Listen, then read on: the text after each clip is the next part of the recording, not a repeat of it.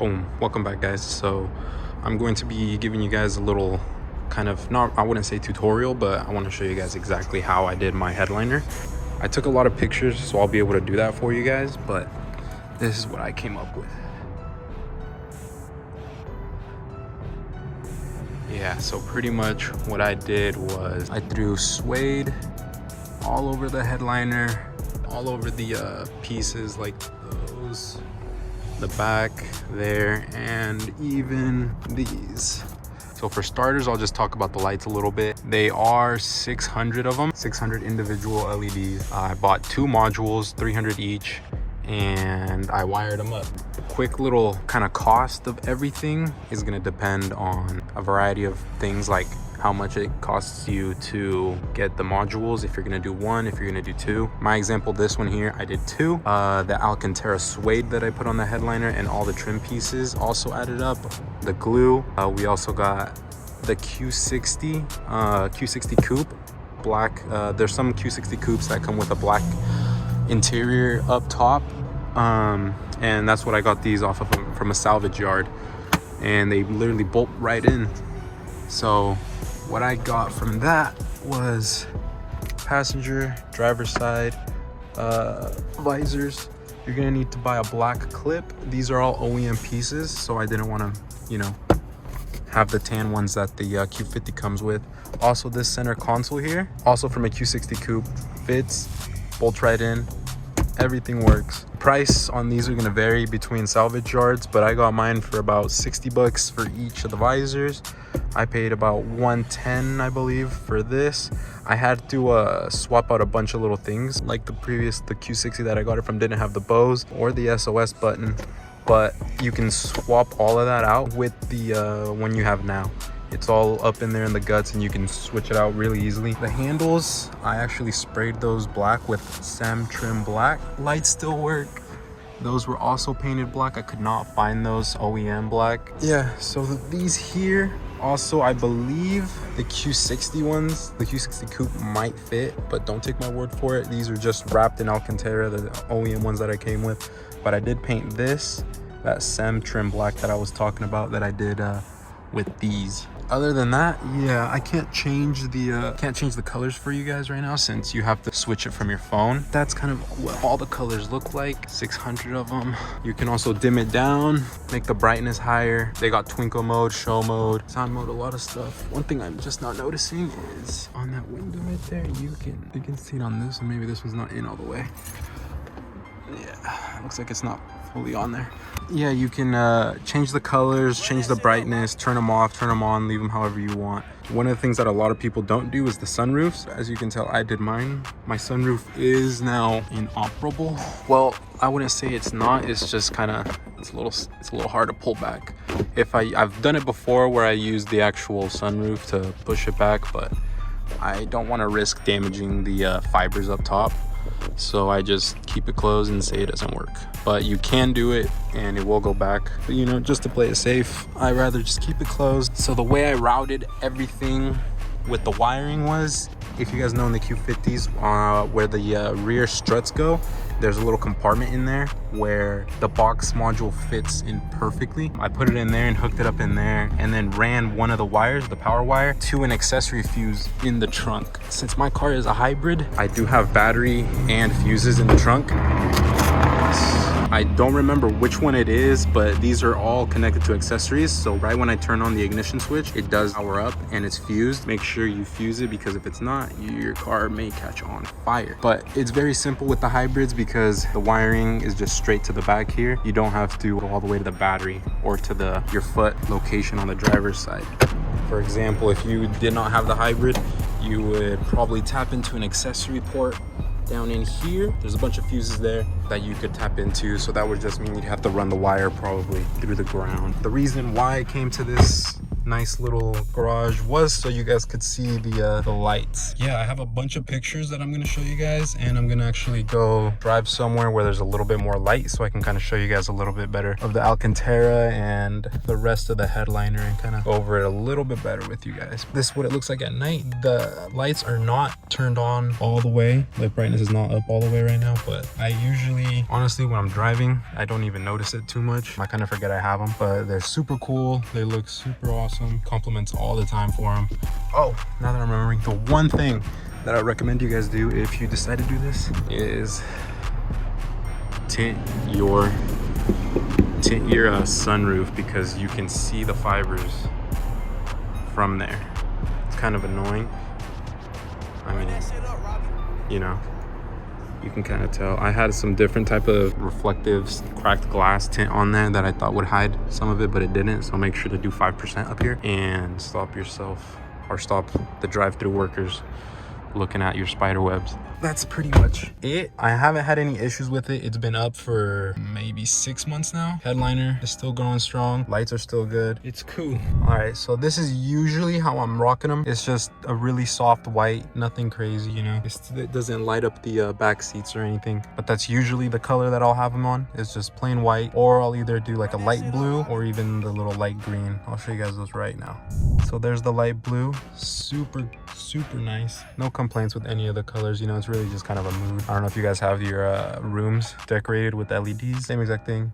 Blue, white, red, green. Looks the same, just in your car. But yeah, so let me drive out of here. It's on, guys. It's on. Trust me, it's on. Air up, and we shall move along. Find some light to show you guys the headliner. All right, so we're on top of the mall here. Just rolled down the windows so you guys can see a little better. We got a freeway right next to us, so that's what you probably hear. Let me show you guys a little bit better of the Alcantara. So it is a nice suede on there. Very hard to clean, as you guys know.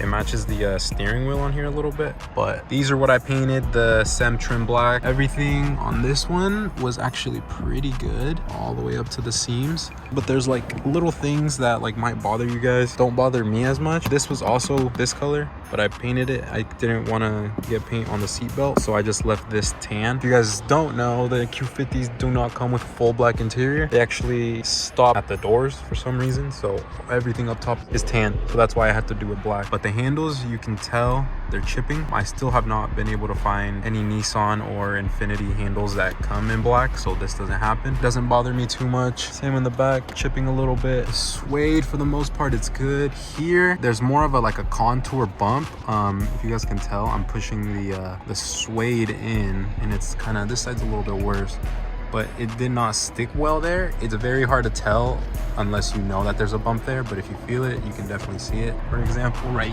here on this one, I got a little bit of glue on it, so that's why you see that, and it just was not laid on there properly. You know, it's just little things like that where someone that's a perfectionist might want it to be perfect. For the most part, this was my first time ever wrapping anything in suede, and it came out decent in my opinion. So for example, you can see there's like wrinkles in it. It's not perfect, but you know, it's something that you're only gonna tell if you really look at it, and that's why I don't mind it. It's still suede, it's still very soft.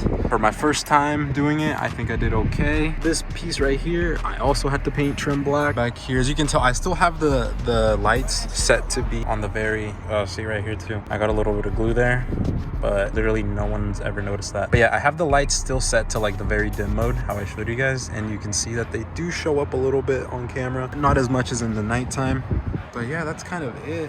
You know, everything else really does look good. I'm gonna go through my pictures and show you guys exactly how I routed everything. But a tip for the sunroof, moonroof, whatever you want to call it, is it goes in kind of over the headliner. You'll see it once you take it apart. I might have pictures of it. I'll see if I can voice over them right now. The sun visor is gonna have to go in with the headliner at the same time, as opposed to how you took it out without. Two pieces pretty much. It's two pieces. When you take it out, you take off the headliner and then you take off the sun visor. You might be wondering how I got this out without taking any windows out. You gotta roll your seats down. You gotta remove everything up here. You gotta take out pillar, this pillar, and that piece, and you pretty much gotta demolish almost all your fucking interior to get this stuff out. Remove this, that, all the armrests, the visors, that trim piece, trim, that, this, everything has to come off for you to take it out. And once it's off, it's hooked on by they're not Velcro, I forgot the exact name for them, but they're like Velcro. You literally just pull it down and it'll come out. You got to kind of angle it out. And what I did was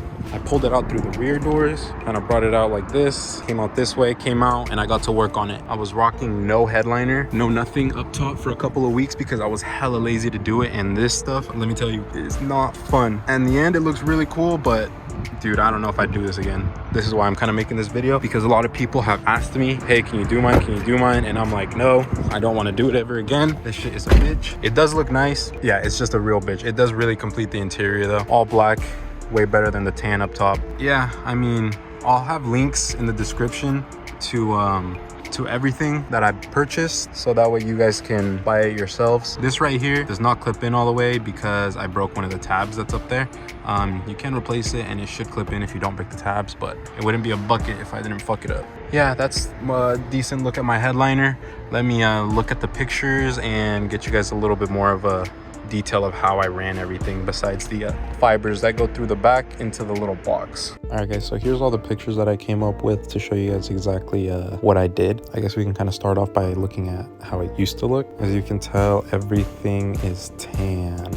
Visors, clip, all the panels everywhere except for the bottom half of the car. It's all black. So I wanted to change that, and as you can tell, this looks a million times better. It's a lot of work, but it looks good in the end. Here's my headliner. Here's me wrapping it with the SUEDE, 2 pictures of that. But here's the glue I used. I'm gonna go over the list of stuff that I actually purchased, and here's the glue. So it's the 3M 08090 super yellow trim adhesive. I bought this 2-pack and 19 ounces per can. It's good. It's enough for the whole thing. Going back now, I would get a 3rd one just in case, but you want to go light on this stuff on the headliner, just because if you do too much, it will seep through and you will see glue marks on it. But this stuff's really good and it's still hanging in there. I haven't had any issues with it, but if you do mess up on a panel, for example, you're gonna need more glue. This is the SUEDE I got. So as you can tell, it's 58 inches. It's about 5 feet, and I got 4 yards of this stuff. It's actually pretty cheap and it worked really well. It's super soft, still holding up. Yeah, so I can recommend that. And I'm gonna have a whole list of all the stuff I bought in the bio with the link. And here are the Starlights that I got. So it's 300 piece. It was 88.55, free shipping. I got 2 of these, got them shipped to my door, so it's about 200 bucks almost after tax. And those are the ones I used. I made sure they were pretty long, 3 meters, just enough to reach to the front of the vehicle. So let's listen to this guy. So I got all the edges peeled up, and now we can pretty much just rip this off. See, this just comes off just like that. Boom.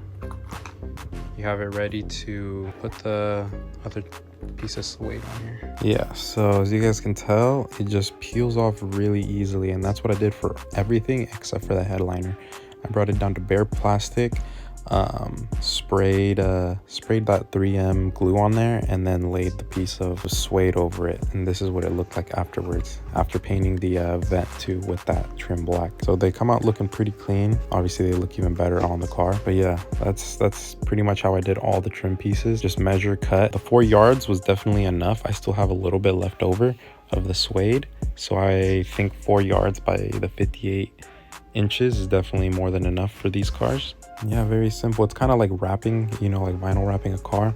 It's similar to that, except you can't really stretch the SUEDE like you can with wrap. But if you feel comfortable tackling this on your own, I would definitely give it a shot. It's time consuming, but it's well worth it in the end. Here's all the little trim pieces that I painted with that trim black. But yeah, look at that. That's what your roof is gonna look like if you do not have a headliner or anything in there. A little hat on the side. I already went over that. Here's the visors that I got off a salvage yard. I was testing them out first before doing anything, making sure they actually fit. So whether or not to know if I should recommend them and or paint the tan ones black, but I just like this look a lot better. It's not SUEDE, but it still blends in nicely. Here's the headliner all wrapped up. There's no fibers through it yet. You want to wrap everything first and then poke the fibers through, because if not, then you're gonna have trouble having the fibers show up if you wrap afterwards. And here we go. You can see it's a mess. Yeah, let me kind of go over exactly what I did. So I broke the headliner into individual squares, as you can see. 1 2 3 4 5 6 went all the way around, and each box, the way I made made it work was I had it more concentrated in the middle, so I added more fibers there and less fibers as I went out. All right, so as you guys can tell, I marked everything, every box, 1 2 3 4 5 6 all the way up. Try to make the squares as evenly as I could, and that was the first step in doing all this. And the reason why was so we could have even placement of all the fibers. And as you can tell, I have it split down the middle. One run goes straight like this, the other one goes straight like that.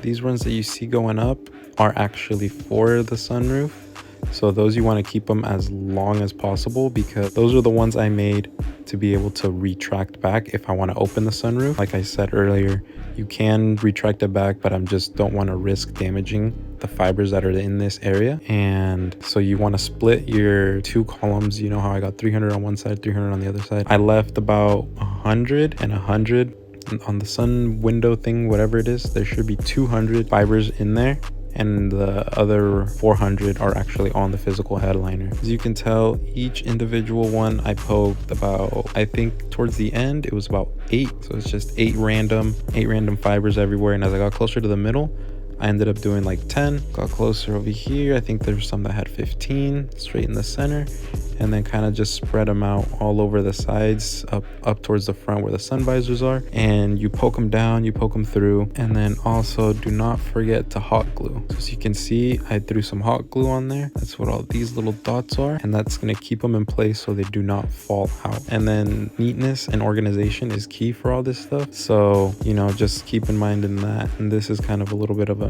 up close of exactly how everything was ran. As you can see, I got zip ties everywhere. You don't want to go ham on the zip ties, just enough for it to be secured. These right here, this is the Velcro stuff I was talking about, where there's some on the roof, and those are the ones that actually keep it in place, along with the tabs in the back. But the fibers, like I'm showing you guys now, they do run down the sides to the back to where the strut tower is up top. As long as you keep everything organized, everything in place, you should be okay. Follow the squares, put how many you want in each square depending on how many fibers you get, and you should be fine. Here's how it looked with all the fibers hanging off. After you glue them, that's when I suggest you go in there with like cutters or whatever you call them, just something to cut it close to the headliner and chop them all off. Yeah, that's pretty much sums it all up for the headliner. All right guys, well here it is, when I first had it installed in the car. This was in the daytime. As you can tell, it's a little bit harder to see than when I was showing you guys in the parking garage, but that's pretty much it for the headliner. I wish I would have took more videos and actually made a video about it, but it was a pain in the ass and I didn't want to record at the time because of how hard it was to do everything. I wouldn't say it was actually hard, it was just more time consuming than anything. Yeah, you guys get the point. So yeah, if you guys have any questions, let me know down in the comments or hit me up on any of my social media pages, and I will get back to you guys as soon as possible. Thanks.